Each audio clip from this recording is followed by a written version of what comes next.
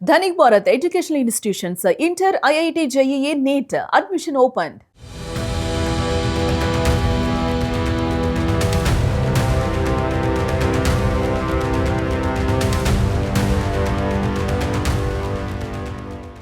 సమాజం ఎటుపోతోంది? మనుషుల్లో మానవత్వం అనేది పూర్తిగా చచ్చిపోతుందా?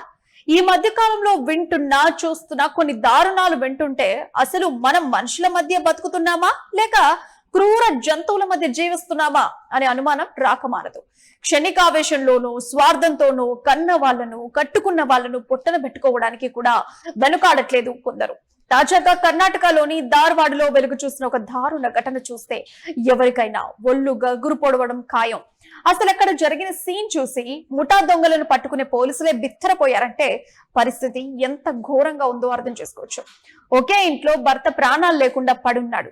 8 ఏళ్ల కన్న కొడుకు రక్తం కారుతూ చావు బతుకుల మధ్య కొట్టుమిట్టాడుతున్నాడు. కానీ ఆ పక్కనే ఉన్న భార్య మాత్రం కనీసం ఎడవడం లేదు సరే కదా, ఏమీ తెలియనట్టు బెడ్ పై ఫోన్ స్క్రోల్ చేసుకుంటూ కూర్చుంది. ఈ దారుణమైన ఉదంతం ఇప్పుడు దేశవ్యాప్తంగా సంచలనంగా మారింది. ఇక పూర్తి వివరాల్లోకి వెళ్తే, మృతుడు కిరణ్ పొన్నన్నవర్ వృత్తిరీత్యా అనస్థియాలజిస్ట్ గా పనిచేస్తూ సమాజంలో మంచి గుర్తింపు తెచ్చుకున్నారు.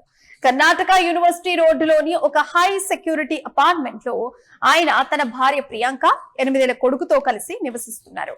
చుట్టుప్రక్కల వారితో ఎలాంటి గొడవలు లేవు. పైగా ఆ అపార్ట్మెంట్ లోకి బయట వ్యక్తులు రావడం అంత ఈజీ కాదు. ప్రతి చోట సీసీటీవీ కెమెరాలు కూడా ఉన్నాయి. కానీ బుధవారం సాయంత్రం బంధువులు ఆ ఇంటికి వెళ్లేసరికి అక్కడ షాకింగ్ సీన్ తలపించింది. ఇల్లంతా రక్తపు మడుగు. డాక్టర్ కిరణ్ కత్తుల పోట్లతో దారుణంగా హత్యకు గురై పడున్నారు. పక్కనే కొడుకు తీవ్ర గాయాలతో ప్రాణాల కోసం పోరాడుతున్నాడు. కానీ భార్య ప్రియాంక మాత్రం బెడ్ పై ప్రశాంతంగా కూర్చొని మొబైల్లో మునిగిపోయింది. చుట్టూ అంత రక్తపాతం జరుగుతున్నా ఆమె ముఖంలో కనీసం భయం కానీ బాధ కానీ లేకపోవడం అక్కడికి వచ్చిన వారిని నివ్వెరపోయేలా చేసింది. ఈ సమాచారం అందుకున్న పోలీస్ కమిషనర్ ఎన్ శశికుమార్ రంగంలోకి దిగి వెంటనే బాలుడిని ఆసుపత్రికి తరలించారు. అయితే ఈ కేసులో ప్రియాంక ప్రవర్తన మొదటి నుంచి అనుమానాస్పదంగానే ఉంది.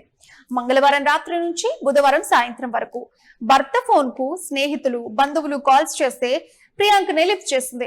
ఆయన ఆసుపత్రిలో బిజీగా ఉన్నారు, డ్యూటీలో ఉన్నారు అంటూ అందరికీ కథలు చెప్పింది. ఇరుగు పొరుగు వారు అడిగినా సరే భర్త బయటకు వెళ్లారని నమ్మించింది. అంటే ఇంట్లో భర్త శవమై పడున్నా కొడుకు చావు బతుకుల్లో కూడా ఉన్నా ఆమె మాత్రం ఏమీ జరగనట్లే అందరినీ నమ్మించే ప్రయత్నం చేసింది. అసలు హత్య ఎప్పుడు జరిగింది, ఆమె అంతలా అబద్ధాలు ఎందుకు చెప్పింది అనే విషయాలపై పోలీసులు ఇప్పుడు ఆరా తీస్తున్నారు. ఈ ఘటన కేవలం ఒక క్రైమ్ స్టోరీ మాత్రమే కాదు, ప్రస్తుత సమాజంలో మనుషుల మానసిక స్థితికి అద్దం పడుతోంది.